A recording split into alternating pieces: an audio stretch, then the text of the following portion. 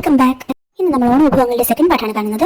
ഇന്ന് നമ്മൾ തയ്യാറാക്കുന്നത് ക്യാരറ്റ്, വെള്ളരിക്ക കിച്ചടിയും വെണ്ടയ്ക്ക സ്റ്റൂവുമാണ്. ആദ്യം വെള്ളരിക്ക കിച്ചടി നോക്കാം. അതിനായി ചെറിയ കഷ്ണം വെള്ളരിക്ക ചെറിയ ക്യൂബ്സ് ആയിട്ട് അരിഞ്ഞതും 2 പച്ചമുളക് ഏറിയതും ഒരു പാനിലേക്ക് ഇട്ട് കുറച്ച് വെള്ളവും ഉപ്പും ഒഴിച്ച് നല്ലതുപോലെ വേവിച്ചെടുക്കണം. വെള്ളം ഒന്ന് തിളച്ച് വരുമ്പോഴേക്കും നമുക്കത് മൂടി വെച്ച് വേവിക്കാവുന്നതാണ്. വെള്ളരിക്ക വേവുന്ന സമയത്ത് നമുക്ക് അതിനു വേണ്ടിയുള്ള അരപ്പ് തയ്യാറാക്കിയെടുക്കാം. അതിനായി ഒരു മിക്സിയുടെ ജാർ എടുത്ത് അതിലേക്ക് 2 പിടി തേങ്ങ ചിരകിയതും 1 ടീസ്പൂൺ നല്ല ജീരകവും കുറച്ച് വെള്ളവും കൂടി ചേർത്ത് നല്ലതുപോലെ ഒന്ന് അരച്ചെടുക്കുക. അതിലേക്ക് 1 ടീസ്പൂൺ കടുകും കൂടി ചേർത്ത് ഒന്ന് ചെറുതായി ക്രഷ് ചെയ്തെടുക്കുക. കടുക് ഒരുപാട് അരഞ്ഞു പോകാതിരിക്കാൻ പ്രത്യേകം ശ്രദ്ധിക്കുക. ഈ മിശ്രിതം വെള്ളരിക്കയിലേക്ക് ആഡ് ചെയ്ത് കൊടുക്കുക. അതിനുശേഷം അതിലേക്ക് ഒരു 2 ടേബിൾ സ്പൂൺ തൈരും കൂടി ചേർത്ത് നല്ലതുപോലെ ഒന്നുകൂടി ഇളക്കി യോജിപ്പിച്ചെടുക്കുക. ആവശ്യമെങ്കിൽ കുറച്ച് ഉപ്പും കൂടി ഈ സമയത്ത് ചേർക്കാവുന്നതാണ്. ഇനി കടുക് താളിക്കാനായി ഒരു പാൻ എടുത്ത് അതിലേക്ക് 2 ടീസ്പൂൺ എണ്ണയും 3-4 കുഞ്ഞുള്ളി അരിഞ്ഞതും 1 ടീസ്പൂൺ കടുകും 2 വറ്റൽമുളകും കുറച്ച് കറിവേപ്പിലയും കൂടി ചേർത്ത് നല്ലതുപോലെ മൂപ്പിച്ചെടുക്കുക. അത് നമ്മുടെ തയ്യാറാക്കി വെച്ചിരിക്കുന്ന കിച്ചടിയിലേക്ക് ആഡ് ചെയ്ത് കൊടുക്കുക. വളരെ പെട്ടെന്ന് തന്നെ വെള്ളരിക്ക കിച്ചടി ഇവിടെ തയ്യാറായി കഴിഞ്ഞു. ഇനി നമുക്ക് അടുത്ത വിഭവത്തിലേക്ക് കടക്കാം.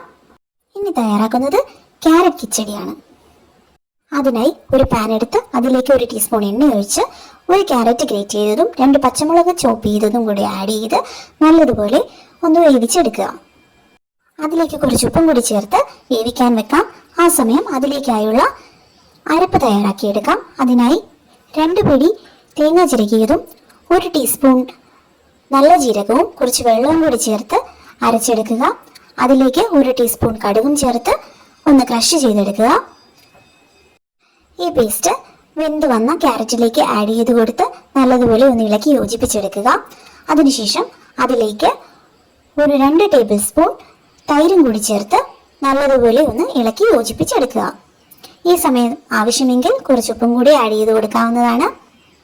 അതിനുശേഷം ഒരു പാൻ എടുത്ത് അതിലേക്ക് 2 ടീസ്പൂൺ എണ്ണയും 3-4 കുഞ്ഞുള്ളി ചോപ്പ് ചെയ്തതും 1 ടീസ്പൂൺ കടുകും 2 വറ്റൽമുളകും കുറച്ച് കറിവേപ്പിലയും കൂടി ചേർത്ത് കടുക് താളിച്ചെടുത്തതിന് ശേഷം ഇത് നമ്മുടെ തയ്യാറാക്കി വെച്ചിരിക്കുന്ന ക്യാരറ്റ് കിച്ചടിയിലേക്ക് ആഡ് ചെയ്ത് കൊടുക്കാവുന്നതാണ്. അങ്ങനെ വളരെ എളുപ്പത്തിൽ തന്നെ രണ്ടാമത്തെ വിഭവം ഇവിടെ തയ്യാറായി കഴിഞ്ഞു. ഇനി അടുത്തതായി വെണ്ടയ്ക്ക സ്റ്റൂവിലേക്ക് കിടക്കാം.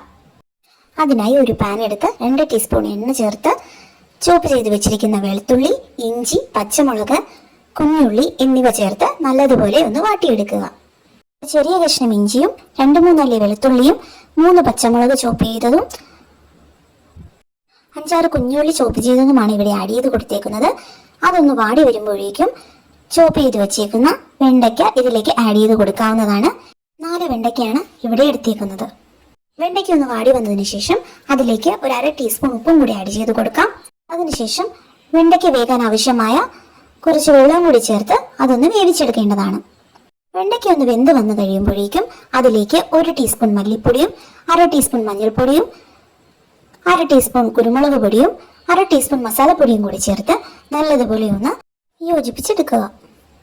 അതിനുശേഷം അതിലേക്ക് ഒരു 2 ടേബിൾ സ്പൂൺ തേങ്ങാപ്പാലും കൂടി ചേർത്ത് നല്ലതുപോലെ ഒന്ന് ഇളക്കി യോജിപ്പിച്ചെടുക്കുക.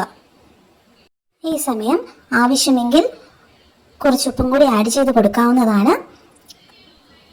വെണ്ടയ്ക്കയെല്ലാം നല്ലതുപോലെ ഒന്ന് കുറുകി വന്നതിന് ശേഷം ഒരു പാൻ എടുത്ത് അതിലേക്ക് 2 ടീസ്പൂൺ എണ്ണ ഒഴിച്ച് 3-4 കുഞ്ഞുള്ളിയും 1 ടീസ്പൂൺ കടുകും 2-3 വറ്റൽമുളകും കുറച്ച് കറിവേപ്പിലയും കൂടി ചേർത്ത് കടുക് താളിച്ചെടുക്കുക.